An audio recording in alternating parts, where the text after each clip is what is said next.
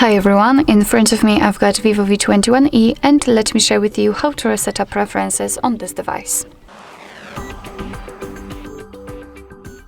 So first of all, let's open the settings, and here we have to find the section apps and notifications.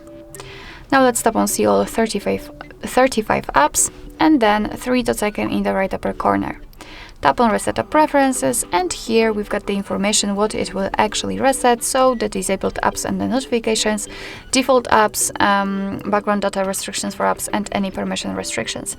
What's more, no worries, you won't lose any app data, so just tap on reset apps, and basically that's all. This is how to reset up preferences in your Vivo V21e.